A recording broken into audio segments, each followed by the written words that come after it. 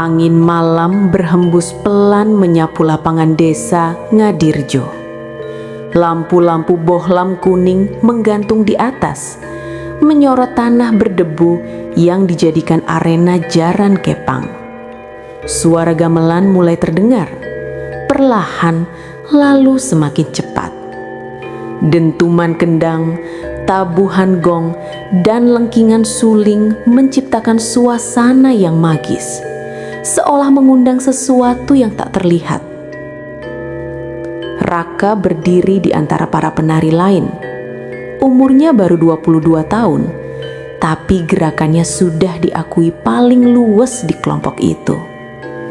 Malam ini, ia dipercaya memimpin barisan tepan. Di tangannya tergenggam kuda anyaman bambu berwarna hitam, peninggalan lama yang katanya paling sakral di kelompok mereka. Saat musik mulai naik tempo, tubuh Raka menari dengan penuh semangat. Ia melompat, berputar, lalu menunduk dengan tatapan tajam seperti penunggang kuda sungguhan. Penonton bersorak kagum.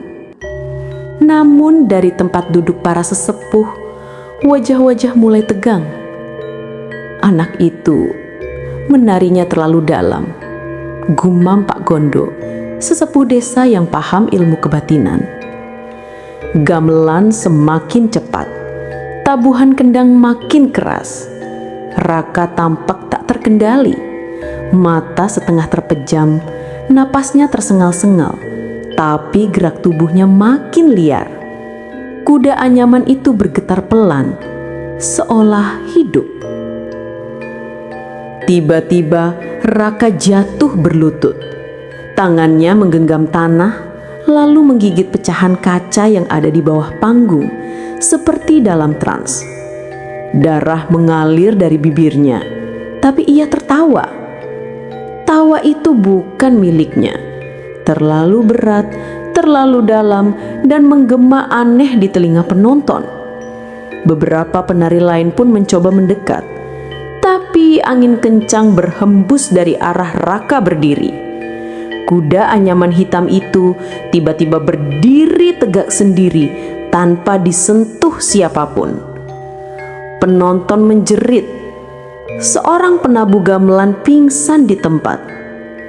Pak Gondo melangkah cepat sambil membawa dupa yang masih menyala. Ia berteriak, "Berhenti, hentikan musiknya, separang juga." Tapi gamelan terus berbunyi sendiri. Suara kendang masih berdentum, gong masih bergema. Tubuh Raka mulai melayang sedikit dari tanah. Kepalanya menengadah ke langit. Mata memutih seluruhnya. Mulutnya terbuka sambil berbisik pelan. "Buka, buka pintunya." Dan di detik itu juga semua lampu padam. Hanya terdengar suara ringkikan kuda, tapi bukan dari manusia. Ketika cahaya lampu kembali menyala beberapa menit kemudian, Raka sudah tergeletak di tanah dengan mata terbuka, menatap kosong ke arah langit. Kuda anyaman hitam di sampingnya tampak berdenyut, seperti jantung yang masih hidup. Sejak malam pertunjukan itu, Raka tidak pernah lagi tampil di depan umum. Tubuhnya lemah, tapi matanya kosong. Kadang menatap lurus ke dinding selama berjam-jam tanpa bicara. Ibunya bilang, setiap malam terdengar langkah kaki kuda dari dalam kamarnya.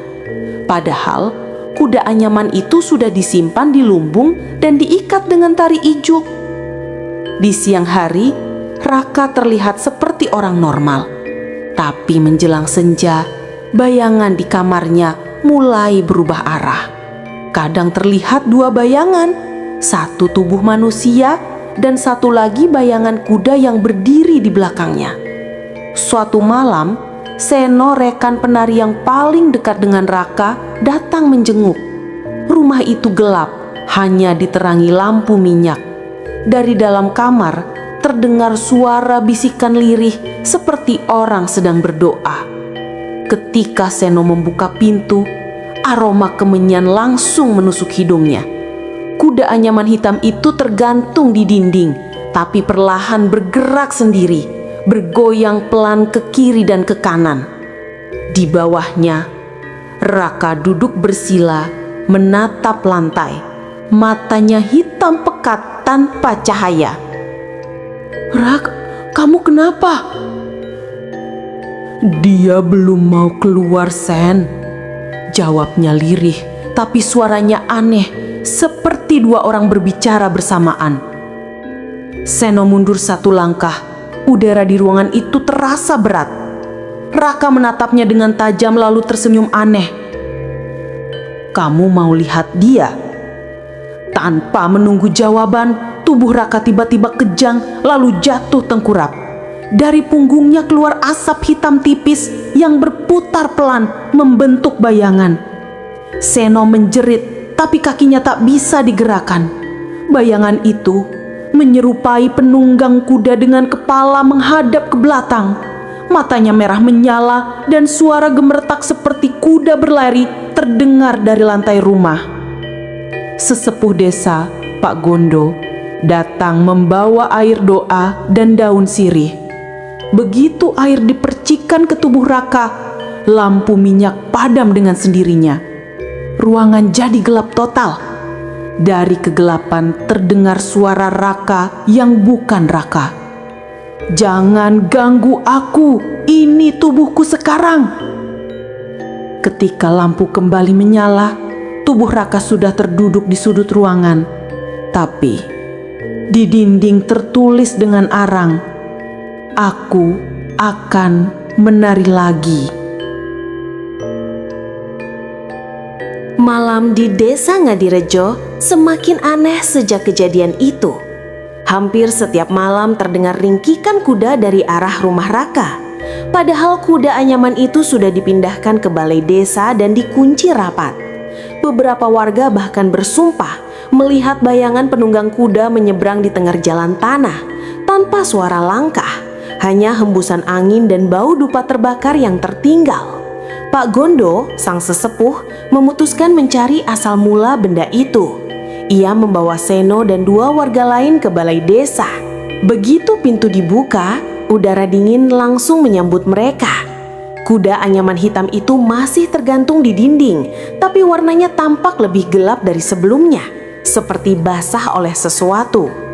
Pak Gondo menatap dalam-dalam dan berbisik, "Benda ini bukan untuk menari, ini wadah roh.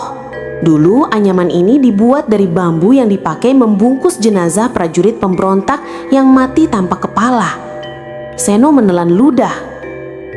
"Lalu kenapa roh itu masuk ke tubuh Raka?"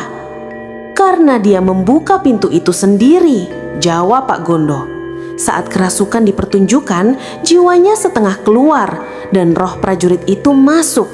Sekarang keduanya terikat. Pak Gondo memutuskan membakar kuda anyaman itu malam itu juga.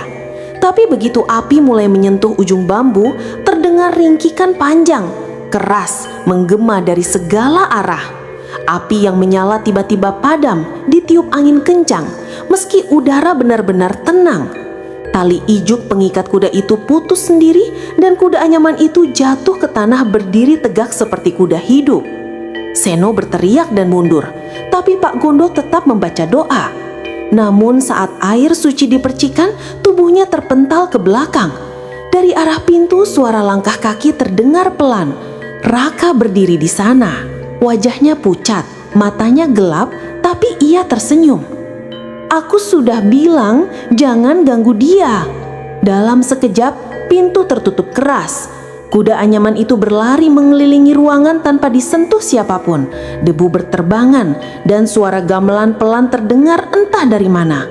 Raka berjalan ke tengah ruangan dan mulai menari. Gerakannya cepat, berputar seperti waktu di panggung dulu. Setiap langkahnya meninggalkan bekas arang di lantai.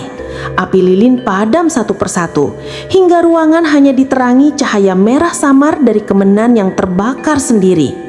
Lalu tiba-tiba suara tawa berat bergema dari arah Raka. Dia milikku sekarang. Kuda anyaman itu melompat ke arah Raka dan menyatu dengan tubuhnya. Tubuhnya melengkung, tulangnya berderak, dan seolah berubah bentuk saat semuanya lenyap dalam cahaya merah menyala. Ketika warga lain datang setelah mendengar keributan, mereka hanya menemukan puing bambu terbakar dan darah menggenang di lantai. Raka menghilang tanpa jejak, dan di tengah sisa abu, kuda anyaman itu masih utuh, tapi kini berdenyut pelan, seperti memiliki nadi. Sudah 3 bulan sejak malam di balai desa itu. Desa Ngadirejo kini sepi. Setiap senja, suara gamelan samar masih terdengar dari kejauhan. Padahal kelompok jaran kepang itu sudah lama dibubarkan. Warga memilih menghindari lapangan tempat mereka dulu menari.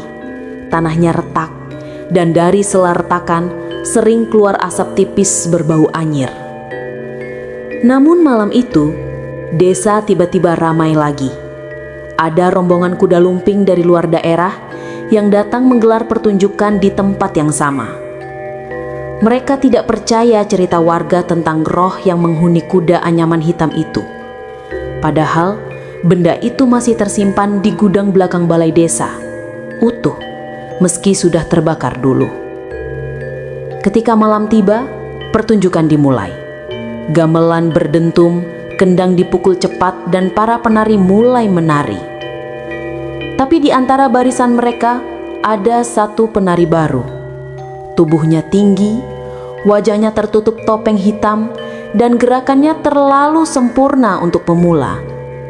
Setiap gerakan yang ia lakukan mirip sekali dengan gaya tarian Raka dulu.